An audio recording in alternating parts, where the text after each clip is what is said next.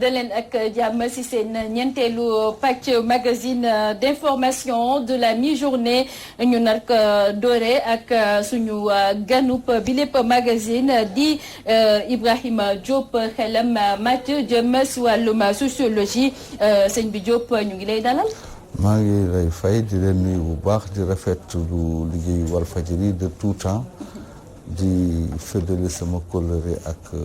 Walfadjri ak presse Sénégal gi yëpp ci liggéeyam. ñun tamit ñu lay sant di lay gërëm ci sa teewaay ci bi lépp magazine d'information de la mi-journée alors comme niñ ko annoncé tantôt ak Abdoulaye Bopp li ñuy waxtaanee bokk na ci ñi nga xamante ne askanu Sénégal bi nga xamante ne ci jamono ji ñu ci bëri ci ñoom kenn mënatule leen wàccloo ci mbedd mi monsieur Diop ci sa xalaat ana lan moo waral ba sénégalais yi kenn mënatu leen a wàccloo wala ñu bëri ci ñoom.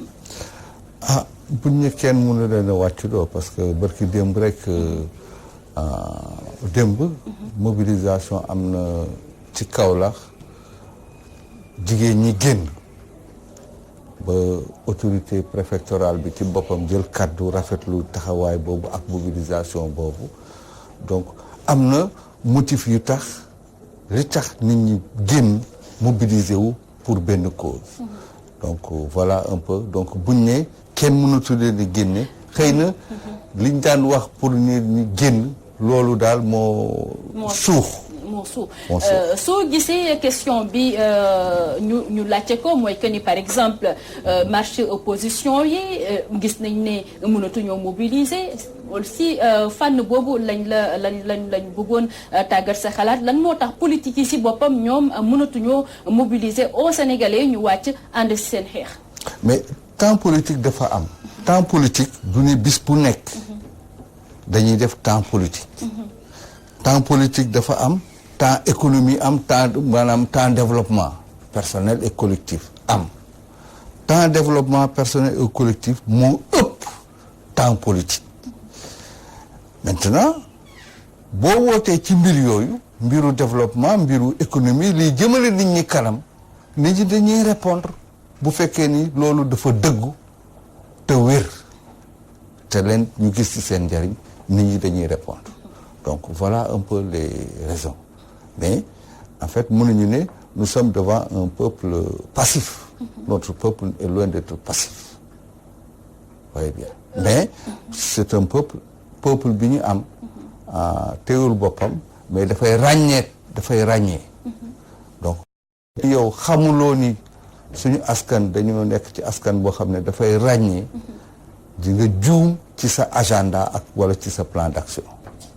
waaye si yenn fan yi parfois dañuy gis way ku jege ñu oote keroog am na ku ma si doon waxtaanal muy Mamadou Diop Decroix mu may xamal ni parfois dañuy oote ay ndaje yoo xamante ne opposition bi si boppam ñoom ñoo koy oote du doon lu jëm si wàllum politique waaye lu doon par exemple carburant bi ñu ko yokkee ñoom nee nañ génn nañ def ñaxtu waaye sénégalais génnuñu woon donc loolu du woon mbirum politique. Est-ce que sénégalais yi amuñu beneen compréhension beneen gis-gis ci yokk-yokk yooyu ba wuyu si wuñ leen gis-gis bu wuute ba tax par exemple yow doo génn nga ñaxtu. voilà léegi mën na nekk beneen gis-gis comme mën na nekk aussi que ni kii kat dañ ko fal mandat mi ngi nii fal nañ ko matagul at nañ ko bàyyi mu dérouler buy dérouler ñu xayma bu ñu eggee ca cëppaandaw ga ñoom ñu décider donc te comme am nañu. agenda électoral waaye est-ce que yaakaaroo ne day fekk mu trop tard. lan mooy trop tard. trop tard mooy par exemple nga bàyyi ko moom mooy dem di dem yaa ngi soog a fal Macky Sall par exemple nga gis ko ñaari weer ñetti weer ngay doxal nga gis ne kii ni muy doxalee jëmul kër te maa ngi ànd ak moom ba juróomi at. est-ce que da ngay toog di xaar juróomi at yooyu nga xaar pour sànni sa carte ne xaar dama ko fi jëlee wala da ngay bàyyi juróomi at yooyu yëpp nga toog di souffrir wala da nga naan xaaral ma génn ma fësal sama nakar. waaw xam nga option la tamit. ay option la mais li ñu war a comprendre tamit mooy que ni génn ci mbedd mi du seule forme d'expression. du moom rek moom la ñuy jëlee kàddu gi parce que Sénégal am na ay cadre de concertation yuy am. est-ce que mu ngi joxe. cadre yooyu nga xam ne ci la ñuy waxtaan ndax bi ngi joxeem du joxe. non parce que ñu ngi dund cadre de concertation yu bari ñu ngi dund. ñu ngi dund est-ce que Sénégalais ñu ngi si yëg seen bopp. loolu lan la ñuy woowee yëg seen bopp parce que terme yooyu tamit il faut ñu reelal ko. gis ci sama bopp ak yëg ci sama bopp. déet boobu buy lijjanti du lijjanti pour benn nit day lijjanti pour Sénégalais yëpp maanaam ay décision ak ay position structurante lay jël mais pas individuelle donc loolu moo tax cadre de concertation yooyu di am te possibilité am na à chaque fois possibilité yeneen possibilité Sénégalais yi am nañ ko cadre de concertation yu du rek espace comme par exemple ñu ne cadre de dialogue national et cetera mais des espaces religieux sont des cadres de concertation yu wér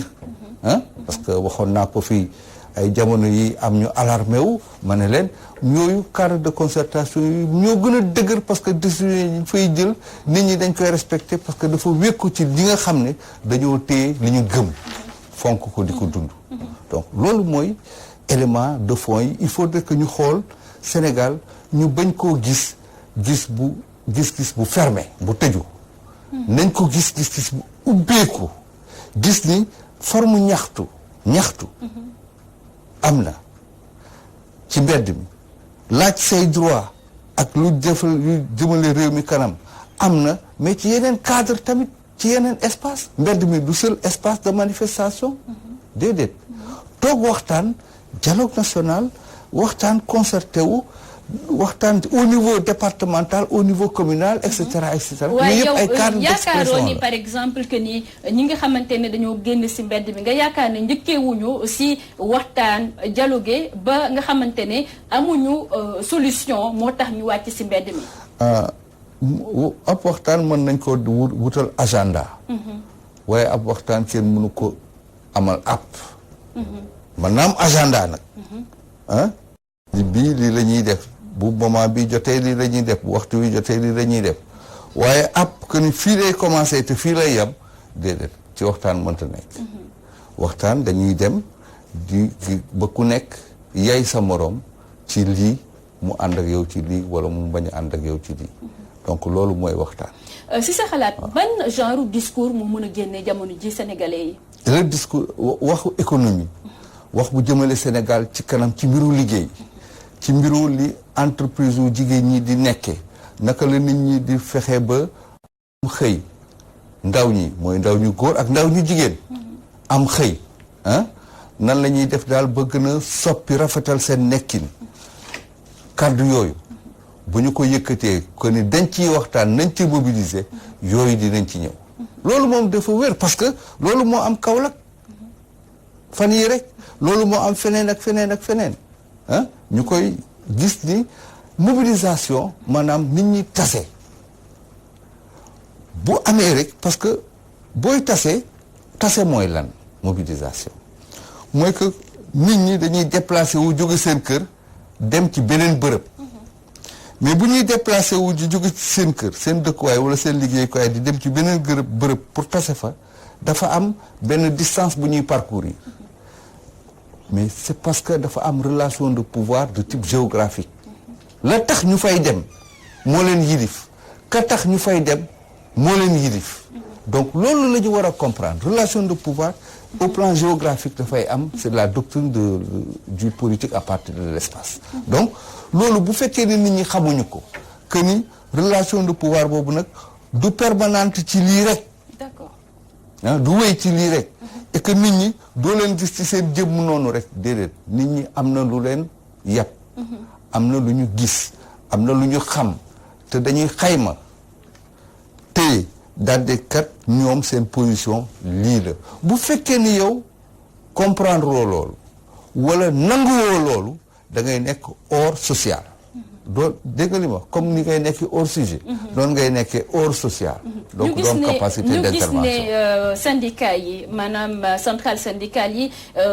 du ma ne amatuñu kàddu bañ amoon bu njëkk wala amatuñ kàddu waaye mën nañ ne amatuñ kàddu comme bañ ko amee woon bu njëkk ana lan moo waral lu ni mel te duñ leen sax gis en général si yenn xeex yi maanaam ceeb bi yokk na ñu génn dawlin bi yokk na ñu génn kaas waaw xam nga nekkuñu fii pour defaguñu évaluation action syndicale de manière précise et exhaustive. ci sa xalaat laa la laaj. waaw mais ci sama gis-gis. question bi dafay am ay changement bi njëkk naa am xam nga contestation mouvement syndical am na. waxuma contestation bu mouvement syndical di porter déedéet. contestation du mouvement syndical. D'accord. Parler par exemple boo ñëwee ci syndicat jàngalekat yi lañ fa gisoon mooy SUDES ak UDEN ak ñooñu dañoo toog ba càgg jàngalekat yi contesté syndicat yooyu créé yeneen grand cadre et cetera contestation la au niveau institutionnel et organisationnel mais contestation boobu da nga koy comprendre donc ça a permis de ñu jël en charge yenn questions yi nga xam ne question brûlante la donc il faudrait que nit ñi comprendre d'abord lan la secteur biy dund lan mooy jafe-jafe yi pour mën ko porter ak lan mooy saafara yi pour tenir un discours pertinent mais discours pertinent et adapté d'accord à la situation. loolu nag bu ñu ko amoon jëlee ko si ñi ñu jiite yaakaar naa ni nit ñi duñu wàcc. non si mbedd mi. waaye nag xëy na madame Cissé benn point am na ci. mbiru politique.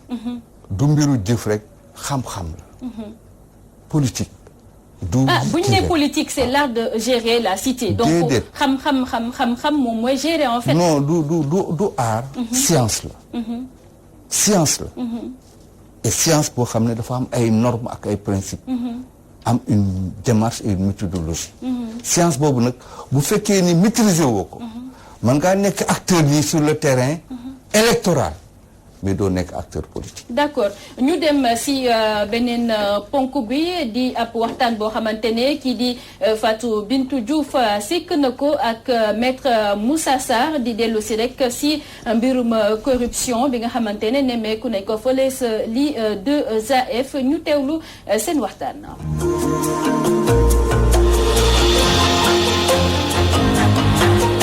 Maître Moussa Sarr tey gët yëpp daal di jëm ci procès bi nga xam ne tey lañ koy tijji jëm ci njuuj njaaj ya ñu nemmee ko ci IA2F te Lamine Diack ak ñamu àndal ñu joxoon leen ci baaraamu tuuma tey lan nga mën a wax ci boobu les procès naam avocat wu Massata Diack nga. waaw li ma la mën a wax daal mooy ci kattanu yàlla yegsi nañ fii ñun avocat Pape Massata Diack ci jàmm fii ci Tugal ñu ngi waajal ni pour dem ci tribunal bi nga xam ne layoo bi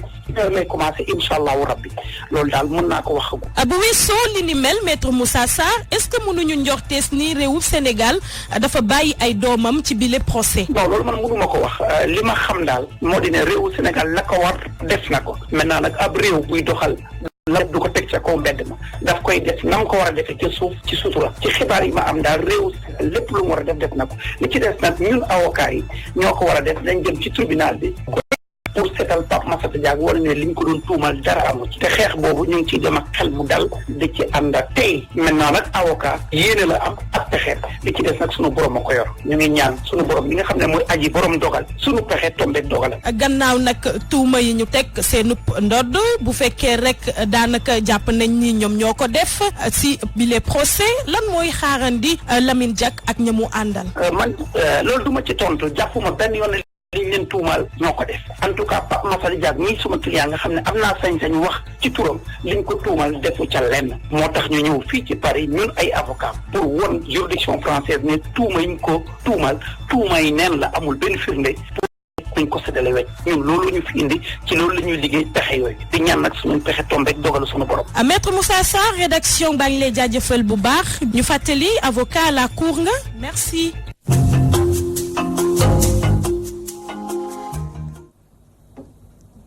alors Ibrahima monsieur Diop gis nga jàngat bi nga xamante ne maître Moussa Sarr wala kàddu yi nga xamante ne maître Moussa Sarr andi na ko si mbirub Lamine Diack ban jàngat nga si am. di leen masawu di ñaawlu li xam ne mooy xew ni waaye parce que mënoon na amee fii ci Sénégal mais parce que on n'est pas obligé d'évoquer ko foofu mais. di ñaax Sénégal ak état du Sénégal ñu gën a jàppale famille Lamine Diack et c'est important c'est stratégique que suñuy compatriotes bu ñu nekkee ci tolof tolof ba amee seen bitim réew que suñu réew jàppale leen bi nga xam ne en fait métit yeeg coono yi dina gën a mën a teggeeku ci lu gaaw. jërëjëf dégg nañ say kàddu ñu jàlle si ponk bi mujj di li yéene kaay yi xëyee ñu àndi si ak Abdoulaye. dal leen ak jàmm ba tey pënd mi wureegul ci mbirum Lamine Diack ak doom ja Massata Diack fileeg fukki fan mun nañu xam seen ëllëg ndax ndorteel procès ba tey la bu ñu sukkandikoo ci Walf Quotidien yéen kaa bi ñu fàttali ne gannaaw ñeenti at ci enquête jëmoon ci tuuma ya tegu woon ci ndoddu Lamine Diack ak ñam ca feggool ba ci doom ja Massata Diack ñu toppee leen booba tey mbirum corruption maanaam guerre ba ci contrôle antidopage jëmoon ci ay athlètes russes te nu tudd ca Lamine Diack jiite woon fi lii di fédération internationale d'athlétisme yéen kaa bi di critique ne mangoog mbir ya mujjee naa sotti procès mujjee naa am ci mbirum Lamine Diack lii di tribunal correctionnel bu Paris fas yéene cee ginde askan wi yéene cabinet gannaaw ñeenti at ci enquête gannaaw lim bu takku ci kilogramme ci ay document ba ci waxtu yu bari ya ñu ne daan leen ca déglu rawatina ñetti mandat d'arrêt yu ca jot a am ba ci ñetti contrôle judiciaire ya ca am lim bu takku ci ay millions ya ñu ne moom la ñu jalgati ci keesu IAAF rawatina lu toll ci ñaari millions ci xaalisu euro ya ñu ne moom la ñu jëlee ci ay athlètes russes ngir gëmloo askan wi ne ñoom ñooñee amuñu dopage critique ne lii yëpp tax na tey lii di justice française fas yéene ko càmbar bu dee Lamine Diack njiital IAAF ci jamono ñaar ci ay avocat ñoo ko ci fas yéene taxawu bokk na ci maître Simon Ndiaye ak maître François William Bourdon bu dee doom ja Lamine Diack avocat di maître Moussa Sarr yéene kabiri source a di ñu fàttali na mbir ya demewoon ci atum 2013 ba ci avril 2014 benoonee ñuy jébal ab kayitu clamé commission d'athlète bu IAAF ba ci juróom-ñetti fan ci weeru décembre 2014 ngir mu tekki ndombol tànkam ca fédération internationale d'athlétisme ga mu jiite woon yéene kabine lu ñeel dossier am audience ba tey ji lay door ca Paris yéene kabidi libération ne ñaar ci ay marché yu awul ci yoon te ñu jot ko amal ca commune bu Touba Mosquée tax ARMP neenal mbir ya bu dee mairie bu Touba jot na ca seetal boppam xam ne lu ca laxasu yëpp bokk na ca yàkkamteeg njuumte yan ca amal waaye lii di njuuj ñaac ak luubal mosta am ci yooyu le marché ay kàddoom ci Walf Quotidien bu ñu sukkandiko ci Badara Niang mi jiite cellule de passation des marchés publics ca commune bu Touba Mosquée ne ci yooyu le marché yéene bu rafet lañ ci amoon bokk na ca tabax ñaari poste de santé ca Touba Mosquée amoon yéene ci njëndum corbillard ba ci ay motopompe ngir taxawu askan wi loru ci ndox mi Badara Niang ne amoon nañu yéene samp ay feu rouge ca commune bu Touba Mosquée ngir mun a ñongal kaaraange askan wa waaye ARMP moo gis ne mbir yi tënkuwul ci code des marchés publics Badara Niang ci Walf Quotidien ne terewul dugalaat nañu lépp ci budget 2020 gi ñu ne ngir mun ko matal Badara Niang ne yooyu le marché ca Touba Mosquée ak lañ ca jotoon a siiwal wute loolu ak li ci am yéene kabidi Direct News xëyee li am ci nguuruk Macky Sall ba tey jeexi jaaxa am na ci ko war a wutu njiitu réew mi Macky Sall ëllëg ci bopp réew mi yéene kabine bu dee ca Côte d'Ivoire Houphouët-Boigny ma ko jiite woon ci jamono jotoon na leeralal askan wa ba ci Abdou Diouf mi jiite woon réewum Sénégal ci jamono tegoon na ci wetam Ousmane Tanor Dieng Abdoulaye Wade newoon ci jeexi jaaxa Direct News ne ba tey kenn xamagul njiitu réew mi Macky Sall ana ban tànk lay jiital yéene cabinet lu aju ci gouvernement am gannaaw buñ ko sampee lu tolloog fukki weer am na ci ay ministre yoo xamante ne seen liggéey demeegu ni ba tax na coppite mun na am ci bile gouvernement waaye du ci am ñuñ cay génnee xanaa ñu dugg si bees ana lu bees si mbirum Sori Kaba ak Moustapha Diakhaté moom la yéene cabinet waa Grand Place xëyee jox kàddu Aline Badara Cissé mi kontaanul benn yoon ci doxalinu njiitu réew mi Macky Sall Aline Badara Cissé ne bu doonoon moom du mos a dàq Sori Kaba ak Moustapha Diakhaté moom médiateur de la République ci biir yéene kaabi daal dina sàkku ci njiitu réew mi Macky Sall ngir mu deltu ginnaaw ci yooyu le dogal yéene kaabi di l'Observateur gis ne wàññoo lànk ak seen xeexum yokkuteeb njëgu courant bi wéet nañu lool ci terrain bi ndax kàngam yi ne ci géopolitique bi dañ leen a du moyu yéene kaabi ne ñoo lànk ñoo bañ dàquñu giseek njiitu réew mi Macky Sall yéene kaabi Le Quotidien ne wàññi njëgu courant bi xalaatuñ ko gannaaw bi yéene kaabi xamle ne ba tey état bi maanaam nguur gi mu ngi amel Senelec lu toll ci téeméeri milliards ak juróom-ñetti fukk ak juróom-ñeent Abdoulaye Diouf Sarr jor ngi ñu denk wàllu paj mi xëy naa leeralal askanu ci biir yéene kaabi di Les Échos daal di joxoñ baaraamu tuuma kii di Amidou Diallo mi jiite kuréel gi boot ñi amee feebaru roñon Abdoulaye Diouf Sarr ne Amidou Diallo mi le yéeneem bokkoon na ci ngir nguur gi sampal ko ab centre de dialyse ca këram te loole munta nekk Abdoulaye Diouf Sarr ne la ko Amidou Diallo tuumaal ko Mansour Faye fekkoon na ñoom ñaar amaguñu ndombol tànk ci gouvernement bi ne loole ci atum 2017 la woon yéene kaabi di Le Soleil xëy duñu yeggee càkkuteefu Afrique ci lii di conseil de sécurité bu ONU Afrique ne bu sañoon mu gis cee boppam maanaam am ci lu tolloog ñaari siège ñaari toogu ci googule kuréel gi saytu lépp lu jëm ci wàllu kaaraange ci mbootaayu xeet yi yéene kaabi di enquête xëy duñu enquêtal ci mbirum wér-gu-yaram jëm ci jigéen ñi mucc rawatina ña cay toll ci diggante ak jafe-jafe ya ñuy dund antane buñ ko saytoon ci lu teel kon doomam du faatu docteur Cheikh Seck ci enquête ne lii bu doonoon Europe kon ñu bari daan leen yóbbu ndungu siin yéene kaabi di Vox Populi ne lu yéeme lu doy waar am na ca marché njaareem gane ca géejawaay gannaaw bu ab tailleur fabe paaka daal di jam ab uude gane ca marché ba yéene kaabi ne tailleur googule ba léegi kenn mënagu ko tëg bët waaye police ubbi na ceeb enquête yéene kaabi di Stade enquêtekat xëy di ñu enquêtal tolluwaayu Liverpool ca Premier League yéene cabinet Sadio Mané ak ñam ca feggool ña nga ca kaw ndax bu ñu xayma Liverpool jot naa amal lu toll ci fanweeri match ak juróom-ñett goo xamante ne benn ñàkku ko ca suñu lamb ne combat gi nar a dox ci diggante Ama Baldé ak kii di Modou Lo bu ñu deful ndànk mun naa tàq suuf ay jegeñaale Luc Nicolaï déggooguñu ci ñu amal googule combat ci waxtoom wala dàq ko ba jëmi jamono yéene cabinet Les Échos di ñu xibaar ne ab médecin cardiologue te ne ca district bu Yëmbal Nord téléviseur ba newoon ca salle d'accueil ba moom la roñ maanaam moom la sàcc dem yóbbu ko këram la doonoon yéeneem bokk na ca yóbbu googule téléviseur ca clinique ga mu am ca Kër Massar moom médecin cardiologue ba ca lañ ko teg loxo laata ñu koy bàyyi mu am afiya gannaaw pression bu tar gañu teg ci ndoddu waa police.